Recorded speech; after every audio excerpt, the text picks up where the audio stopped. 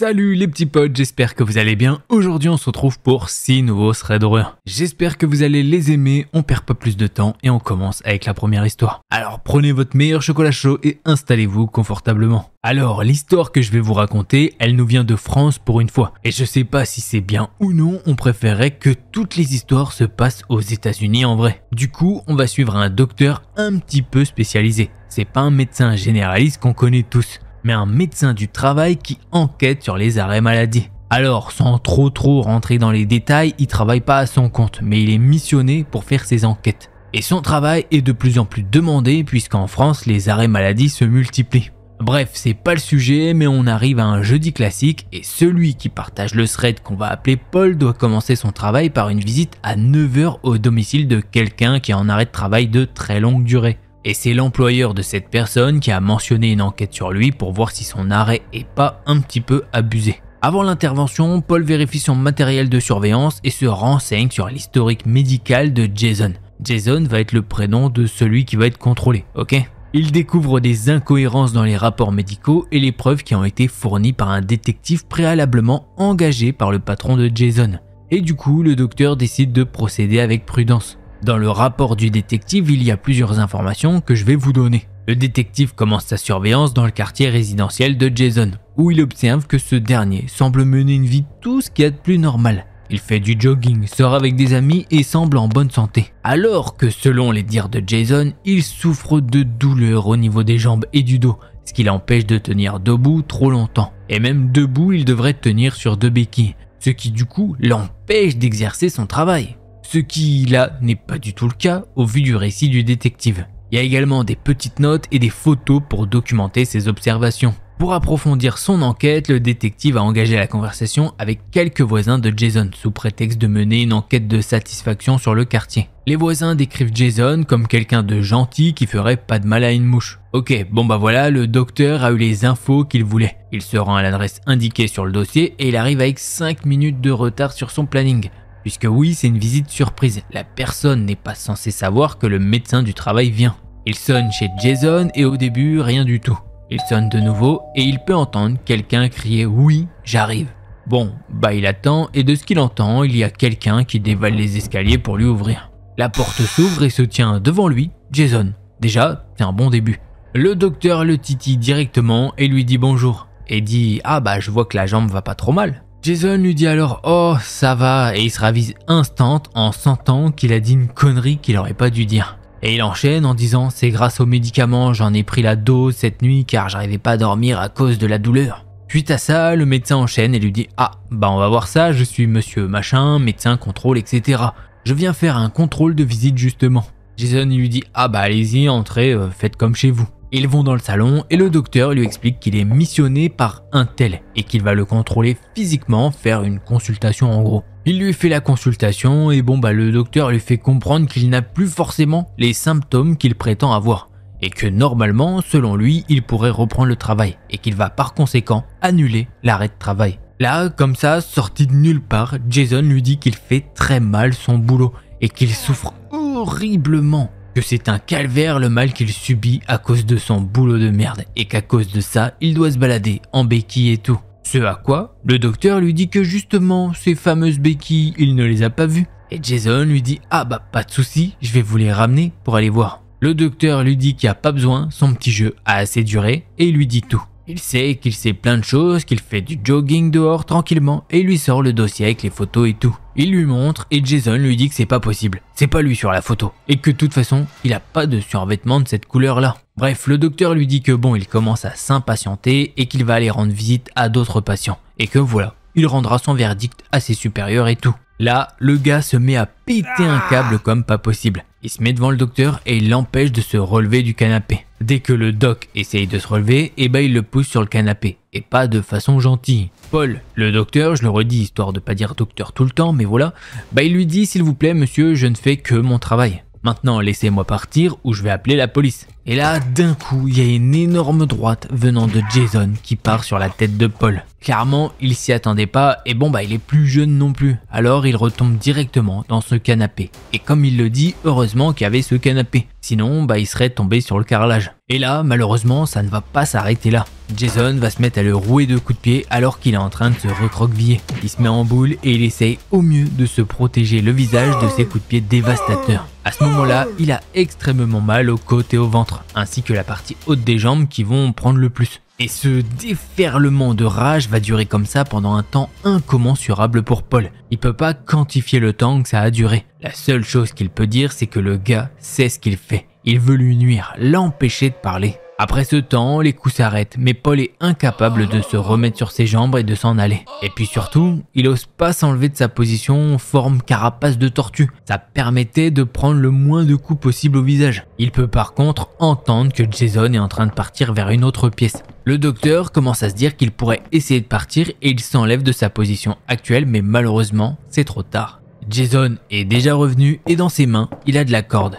Et là, le docteur, il est pas bête, ça tilte direct dans sa tête. Il sait que le mec veut lui mettre ses cordes autour des mains. Mais par contre, dans quel but veut-il faire ça? Du coup, il supplie Jason de le laisser partir de chez lui et il se met même à lui dire à contre-cœur qu'il va lui prolonger son arrêt maladie et qu'il ne dira rien. Mais c'est comme si Jason ne l'entendait pas. Il ne réagit pas de son côté. Il se met à lui mettre de la corde autour des mains et il lui hurle dessus de se lever. Le truc, c'est que les jambes de Paul sont bien endolories. C'est là que Jason va porter Paul et il va le déplacer dans la maison, jusqu'à ce que le docteur puisse voir où il l'emmène. Jason se dirige vers une porte qui mène au sous-sol et il va déposer, enfin plutôt balancer Paul là-dedans. Jason va faire demi-tour et il va commencer à remonter les escaliers. Pendant ce temps-là, le docteur se met à tâtonner ses poches et justement, il va sentir son téléphone dans la poche qui a été épargnée. Celle qui était vers le canapé, donc le téléphone a sûrement dû esquiver les coups de pied. Il commence à sortir son téléphone de la poche comme il peut étant donné qu'il a mal partout et qu'il a les mains liées. Sauf que là, Jason va revenir dans le sous-sol. Paul essaye de ranger le téléphone mais il se fait gauler et Jason vient s'en emparer. Après ça, il le laisse de nouveau dans le sous-sol et la lumière va s'éteindre. Environ 5 minutes après la fermeture de la porte, comme s'il y avait un minuteur dessus, enfin bref. Il reste comme ça dans cette pièce pendant un temps incalculable. Il ne sait vraiment pas puisque la notion de temps dans un environnement comme ça est vraiment brouillée. Il se passe donc un certain temps et à un moment, Paul, le docteur, peut entendre une voix. Mais c'est pas la voix de Jason, c'est la voix d'une femme. D'ailleurs, cette voix de femme a pas l'air si jeune que ça. Au vu de nez, enfin à vue d'ouïe, ça serait plus une femme d'environ 60 ans. Et là, Paul se dit, je dois tout faire pour qu'on me vienne en aide. Je vais pas rester moisir dans cette pièce. Alors il se met à hurler, alors que jusque maintenant, il avait été très calme. Au début, rien, mais il peut entendre que la voix de la femme ne parle plus. Après quelques secondes, la porte du sous-sol se fait entendre. Et encore après quelques secondes, Paul arrive à discerner la silhouette d'une femme. La femme est horrifiée à sa vue et elle se précipite vers lui. Il lui explique qu'il est médecin et qu'il est venu faire une visite chez Monsieur Jason X et que du coup, il l'a roué de coups et enfermé dans la cave. La dame lui explique que c'est son fils et qu'ici, c'est chez elle et qu'il vit encore à la maison car c'est un feignant et d'autres trucs du genre. Et là, sorti de nulle part, Jason va débarquer en furie dans le sous-sol et va dire à sa mère « Mais qu'est-ce que tu fous ?» Et justement, la mère lui dit « Mais toi, qu'est-ce que tu fais à ce monsieur? C'est un médecin, pourquoi tu fais ça ?» Il lui dit qu'il veut enlever son arrêt maladie et qu'il a pas envie de retourner travailler. La mère lui dit « Mais tu te rends compte de ce que t'as fait? Ça va pas la tête, t'es malade ?» Et là, Jason se met encore à péter un câble et dit que tout le monde lui pète les cacahuètes et qu'il veut vivre tranquille. Ce à quoi la mère répond « Allez, calme-toi mon garçon. Je vais te faire à manger et on verra après ce qu'on fait de lui. » Alors là, le docteur il est choqué d'entendre ça. Il avait capté que le Jason c'était fini, il avait un grain. Et il pensait pas que la mère allait suivre son fils dans son délire. Les deux remontent les escaliers et Paul commence à se faire des scénarios de fou. Ils vont le buter dans la cave et qu'ils vont masquer ça et que jamais il ne reverra personne. Et toujours avec une notion très biaisée du temps, mais il pense qu'il se passe environ 15 à 20 minutes. Et il va entendre beaucoup de bruit de pas d'un coup dans la maison. Et surtout, beaucoup de voix différentes. Après ça, la porte du sous-sol va être ouverte et il va voir la mère de Jason descendre les escaliers, suivie de plusieurs agents de police. Paul, c'est pas le plus grand fan de la police, mais là je peux vous dire qu'il est heureux de voir des officiers de la police. Il commence à bredouiller son histoire avec tout plein de sentiments qui se mêlent et il perd ses mots. Alors c'est plutôt l'un des officiers qui lui parle et qui lui dit qu'il est maintenant en sécurité et que les ambulanciers arrivent au plus vite. Une fois sorti de la maison, il reprend un peu de ses esprits avec plus d'air frais pour lui oxygéner le cerveau et il se met à raconter qu'est-ce qu'il s'est passé. Et de son côté, il va apprendre que c'est la mère de famille qui a signalé cet incident à la police et que c'est grâce à elle qu'ils sont intervenus. Après ça, il a été emmené à l'hôpital et a eu un suivi psychologique. Et comme il le dit, ironie du sort parce qu'il essaye de rire un peu de ça, mais c'est lui qui était en arrêt de travail. Alors que bon, normalement, c'est lui qui contrôle ça. Bref, heureusement ça se termine bien pour lui, mais ça aurait pu très mal finir au vu du comportement de Jason. Pour ce qui est de la peine encourue, c'est pas spécifié dans le thread, donc je ne peux pas vous le dire. Et voilà pour cette première histoire. Vraiment très grave, médecin du travail qui veut juste contrôler tranquille, il fait son métier, hein. Et si tu fraudes et puis point barre, tu retournes au boulot. Et le gars ne veut tellement pas aller travailler qu'il décide plutôt de séquestrer un mec. La renta elle est pas ouf. Mais bon bref, voilà, très bon thread, on va passer au second.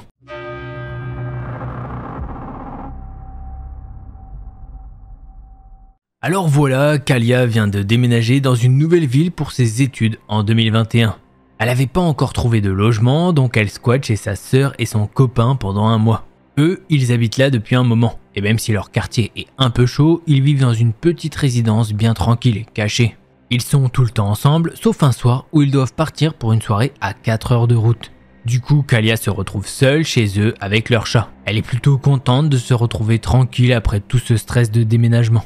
Alors, elle s'installe dans le canapé, bien posée, pendant que sa sœur et son copain partent. Ils laissent la porte non verrouillée parce que Kalia a les clés. Elle sait qu'elle devra la fermer avant d'aller dormir, mais pour l'instant, la flemme l'emporte. Elle passe la soirée à regarder des vidéos d'horreur sur YouTube avec des écouteurs dans les oreilles, le chat sur elle, tout pépère. La nuit tombe, il doit être aux alentours de 23h30. À un moment, en plein dans ses vidéos flippantes, elle entend la sonnette de la porte d'entrée. Elle ne bouge pas, elle était déjà bien dans l'ambiance flippante, du coup elle a une montée de stress directe. Faut savoir que la porte d'entrée n'est pas complètement opaque. Il y a une bonne moitié de la porte qui est en verre dépoli, donc on peut vaguement voir de l'intérieur vers l'extérieur et vice versa. Elle est dans le canapé en face de la porte, mais elle ne voit personne à travers le verre dépoli. Pourtant, ça continue de sonner toutes les 10 à 15 secondes. Là, elle commence vraiment à flipper.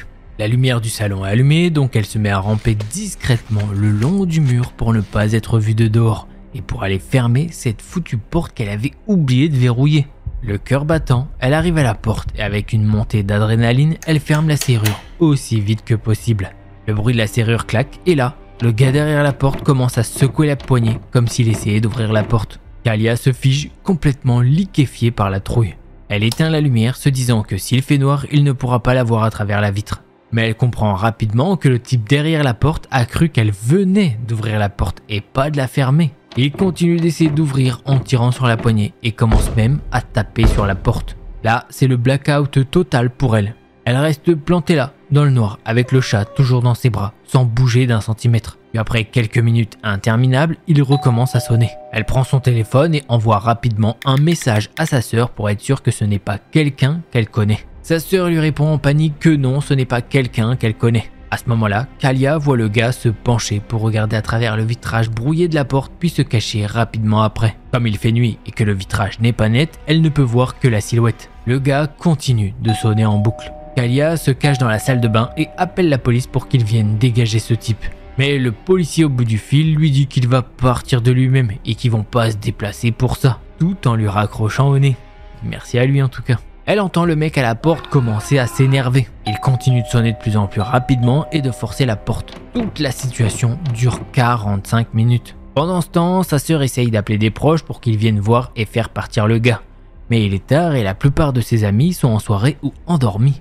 Après 45 minutes à se dire qu'il va défoncer la porte, Kalia n'entend plus rien. Elle reste encore 20 minutes dans la salle de bain, tremblante. Puis elle retourne dans le salon et se glisse sur le canapé, comme si de rien n'était. Et il n'y a plus rien eu ensuite. Kalia ne dort pas de cette nuit-là. Le lendemain, elle n'ose même pas sortir, trop peur qu'il soit encore là. Sa sœur et son copain rentrent plus tôt que prévu. Ils passent la journée à interroger les voisins pour savoir si c'était l'un d'eux ou s'ils ont vécu quelque chose de similaire la veille ou les jours précédents. Mais rien. Kalia ne saura jamais qui était ce gars ni ce qu'il voulait. Pourquoi est-il venu alors qu'elle ne faisait aucun bruit et surtout le seul soir où elle était seule dans cet appartement? Elle n'a plus jamais passé une nuit seule dans cet appartement et a développé un vrai toc avec les portes toujours fermées à double tour. Ouais, clairement, tu te dis que c'est quand même une grosse coïncidence. Pourquoi il vient le seul soir où elle est toute seule? C'est bizarre, hein, moi je te dis, des fois il y a des mecs qui...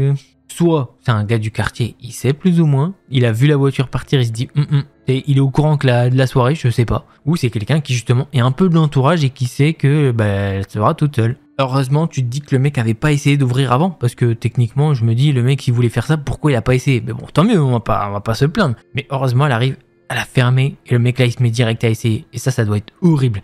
Je m'imagine même pas à sa place. Bref, j'espère que vous avez kiffé cette histoire, on passe à la prochaine.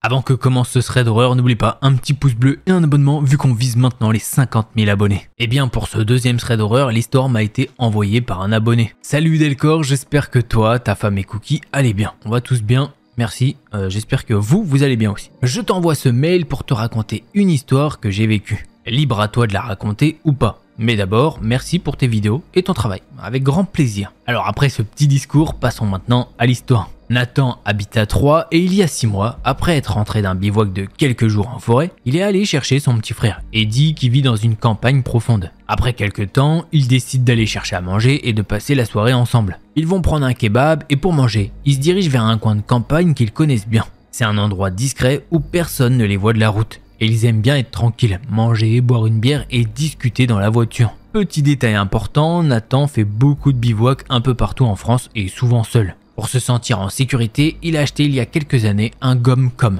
En gros, c'est un pistolet de détresse. Et il le garde dans son sac de survie. Ils arrivent à leur spot vers 23h minuit. Il fait déjà bien noir et un peu froid. Ils commencent à manger et mettent un peu de musique. Environ 15 minutes après, ils voient une voiture se garer dans le chemin, en face d'eux, un peu éloigné sans avoir mis ses phares. Lui et son frère l'ont entendu et vu parce que Nathan avait laissé la porte de la voiture ouverte pour manger. Il faut savoir que le chemin est long et qu'il n'y a pas de place pour 2 voitures. Donc, en se garant, la voiture leur bloque le passage. Derrière eux, il n'y a que le chemin qui se termine dans des champs, donc impossible de passer ailleurs. Pour Nathan et Eddie, ce n'est pas inquiétant. Ils pensent que chacun est libre, mais Nathan garde un œil ouvert parce qu'il a un mauvais pressentiment. Ils éteignent les lumières à l'intérieur et à l'extérieur de la voiture pour ne pas être observés. Au bout d'un moment, Nathan voit 2 portes de voiture s'ouvrir rapidement et des ombres partir dans le bois qui longe le chemin. Nathan prévient Eddie de ce qu'il a vu, pensant au début que c'était un couple qui allait faire des choses. Mais Eddie est plus inquiet que amusé. Il arrête immédiatement la musique et essaye d'écouter ce qui se passe avec un visage très inquiet. Nathan lui dit d'abord qu'il est parano et qu'il regarde trop de threads de Delcor. Alors c'était écrit comme ça dans le thread, je suis très content. En tant que grand frère, Nathan essaye de lui faire peur en lui disant des trucs comme « Imagine s'il nous observe juste pour nous fumer et nous manger.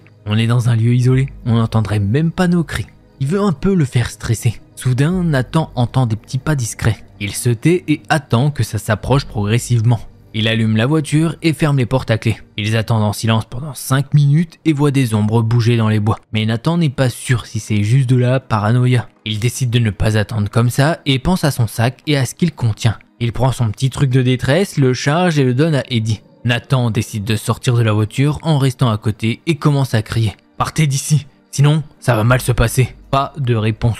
Il attend 2-3 minutes dehors puis il entend que ça s'approche. Il se met à crier « Je suis armé, vous approchez pas ». À ce moment-là, il croit entendre un rire pas loin. Il demande à Eddie de lui passer le truc en question et le pointe vers le ciel et tire 2 coups. Ça fait un bruit énorme et des étincelles. Après le bruit, il entend des gens courir dans les bois, mais pas dans sa direction. Il recharge le machin au cas où. Il voit 3 personnes se diriger vers leur voiture, éclairées par les phares de Nathan. Il croit voir 2 hommes et une femme. Il se met à démarrer en trombe en marche arrière. Nathan attend que la voiture s'éloigne avant de revenir dans la sienne, au cas où il se serait arrêté plus loin. Une fois rassuré, il rentre dans la voiture. Avec Eddie, il commence à faire des suppositions. Des gens qui voulaient peut-être un délire un petit peu plus de 18 ans ou qui avaient perdu quelque chose. Ils se disent qu'ils ont peut-être fait peur à des gens pour rien. Ils décident alors de partir et de revenir le lendemain matin pour chercher des indices, même s'ils n'y croient pas beaucoup. Le lendemain, ils reviennent sur les lieux et trouvent un paquet de Serflex pas ouvert, près de l'endroit où ils avaient garé la voiture et où ils entendaient les pas. Sans même se le dire, ils sont tous les deux persuadés qu'ils auraient pu se passer quelque chose de grave s'ils n'avaient pas été préparés avec leur sac de survie ce jour-là. Ils ne sont jamais retournés à cet endroit. Voilà, c'est comme ça que se termine ce thread d'horreur de notre abonné. Encore un grand merci à toi de nous l'avoir partagé. D'ailleurs, si toi aussi tu veux partager une histoire et que ça passe en vidéo, c'est sur delcorestory@gmail.com. Alors bien sûr, comme je le dis à tout le monde, toutes les histoires ne peuvent pas passer en vidéo. Mais en tout cas, sachez que je les lis toutes. Donc voilà, si tu veux tenter ta chance, tu sais maintenant où ça se passe. Allez, on va maintenant passer au prochain thread d'horreur.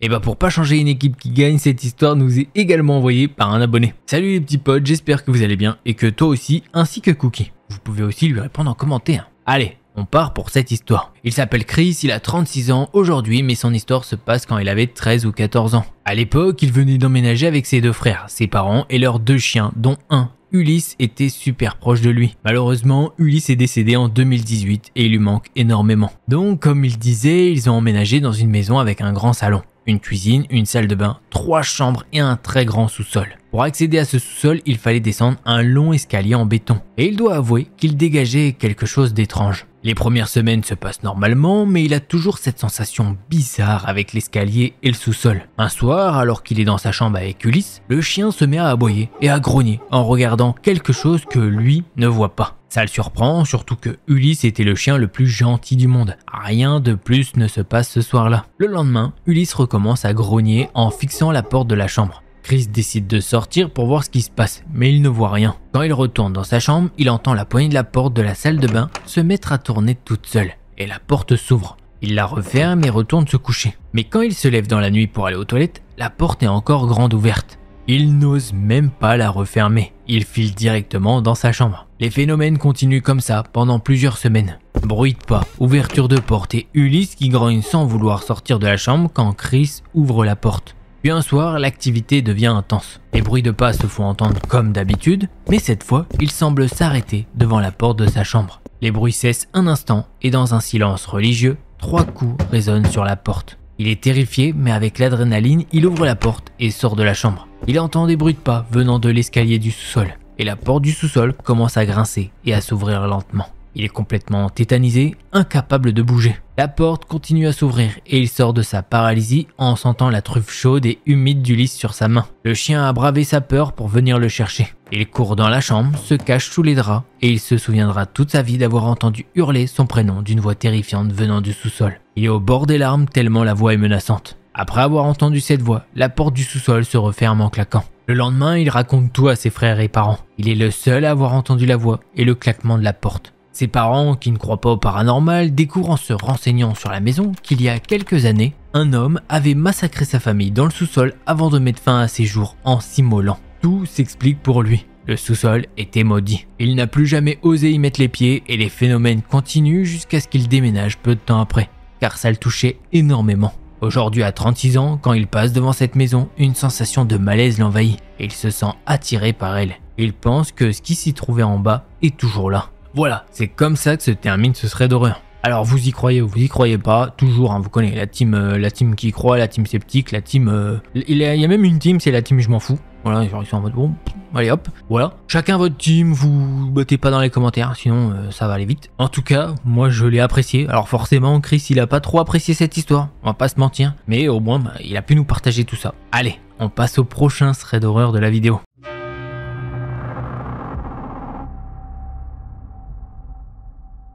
Tatiana nous partage une histoire flippante qui lui est arrivée il y a environ 1 an quand elle avait 17 ans. C'était le 7 novembre et elle passait la soirée chez elle avec ses 2 amis d'enfance pour regarder un film. Vers la fin de la soirée, alors que ses amis allaient partir, Tatiana leur dit qu'elle allait les reconduire chez elle. Ses amis habitent à seulement 2 ou 3 rues de chez elle. Pendant que ses amis prenaient leurs affaires et mettaient leurs chaussures, Tatiana sort pour prendre l'air. Elle s'assoit au milieu de la rue et il est minuit et elle profite du calme du quartier. En tournant la tête, elle remarque un homme grand, avec un sac à dos qui la regarde fixement, environ 20 mètres d'elle. Tatiana se dit qu'il doit se demander ce que quelqu'un fait assis toute seule au milieu de la rue, à cette heure-là, et qu'il veut peut-être juste s'assurer qu'elle va bien. Elle se lève donc et se dirige vers le trottoir pour lui faire comprendre qu'elle va bien, sans vraiment interagir avec lui. Ensuite, elle voit l'homme entrer dans la ruelle de sa rue. Il y a plein d'entrées d'appartements et de maisons accessibles par cette ruelle. donc Tatiana pense qu'il rentre probablement chez lui. Ses amis la rejoignent dehors et elle commence à marcher vers chez elle. Mais quand elles arrivent près de la ruelle, Tatiana ne peut s'empêcher de regarder de nouveau.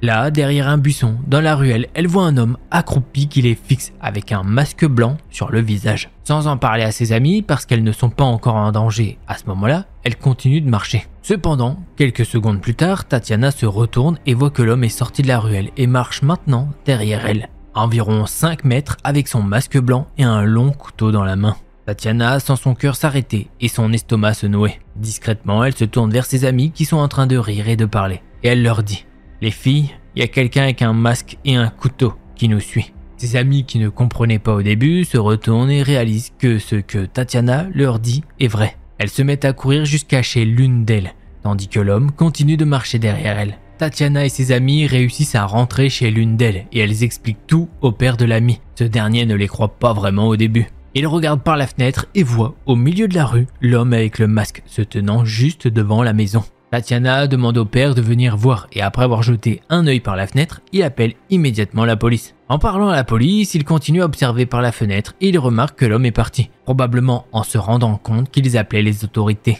Après avoir tout expliqué à l'opérateur, la police dit qu'il pourrait peut-être envoyer une patrouille pour vérifier les environs. Mais vu que le danger est passé, ça ne servirait pas à grand chose. Le père de l'ami reconduit ensuite Tatiana et ses autres amis chez elle. En rentrant, elle voit l'homme au loin. Tatiana rentre chez elle, se couche et n'a jamais eu de réponse sur ce qui s'est passé. La seule piste qu'elle a, c'est que l'une de ses amies avec qui elle était ce soir-là avait été amie avec un gars d'un gang de rue. Le matin, avant que cet ami vienne passer la journée chez Tatiana, l'un de ses amis l'avait bloqué de partout car il avait avoué avoir des sentiments pour son ami, mais aussi des envies de faire du mal aux gens.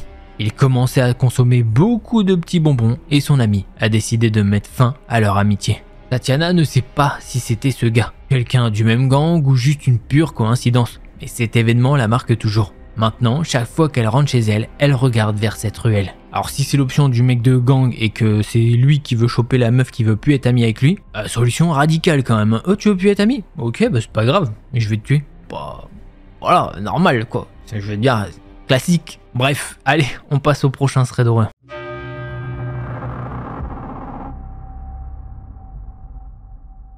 Je vais vous raconter une histoire qui est arrivée à Katia il y a 3 ans, quand elle avait 15 ans. Oui, pure coïncidence, la fille d'avant s'appelait Kalia, ici Katia. Bah des fois on fait les traductions et tout, comment ça s'appelle, on remet en forme le texte un petit peu, et bah on met des prénoms différents, et là paf, les deux histoires se sont retrouvées dans le même dossier, donc c'est une pure coïncidence. Mais voilà, petit fun fact. Katia, sa mère et sa petite sœur viennent juste d'emménager dans un nouvel appart. Quelques jours après, un voisin de leur étage, Richard, vient leur dire bonjour et propose de les inviter chez lui pour boire un verre. La mère de Katia accepte et ils vont chez Richard. Au début, tout se passe bien, mais Richard insiste pour que la mère de Katia reste plus longtemps et il la pousse à boire plusieurs verres. Quelques mois plus tard, elle rentre de course, il est entre 20 et 21h et il fait nuit. En arrivant devant la porte de leur appart, Katia voit que la porte est grande ouverte et que tout est en désordre. C'est souvent le bordel, donc elle ne s'inquiète pas trop au début, mais quand même. Elles ont peur et vont immédiatement chez Richard pour demander de l'aide. Richard et un autre voisin, Tom, viennent avec un balai et entrent dans l'appart. Richard crie « Si quelqu'un est là, sortez, sinon j'arrive ». Katia et sa mère trouvent ça un peu réconfortant qu'ils fassent ça, même si c'est flippant. Finalement, Richard et Tom sortent de l'appart et disent qu'il n'y avait personne. Mais Tom révèle à la mère de Katia que Richard avait fouillé dans ses sous-vêtements. La mère est super en colère, mais elle se dit que Richard a quand même vérifié s'il y avait quelqu'un, donc elle ne s'inquiète pas plus que ça. Un jour, quand Katia et sa sœur ne sont pas là, leur mère fait la grasse matinée. Elle n'entendait pas dans l'appart et n'ose pas aller voir. Mais quelqu'un entre dans sa chambre. C'est Richard qui lui dit « T'es pas parti finalement ?» La mère hurle sur Richard lui disant que c'est trop, qu'il entre dans l'appart, fouille dans ses affaires et maintenant il lui dit ça. Richard lui répond de ne pas s'énerver. Elle lui demande comment il est entré et comment il sait qu'elle devait partir. Richard lui explique que la porte était ouverte et qu'elle-même lui avait dit qu'elle devait aller à un rendez-vous. La mère de Katia le vire et lui dit qu'elle ne veut plus jamais le voir. 3 mois plus tard, Richard, complètement bourré et très en colère, appelle la mère de Katia et lui demande de venir le voir. Elle refuse et raccroche.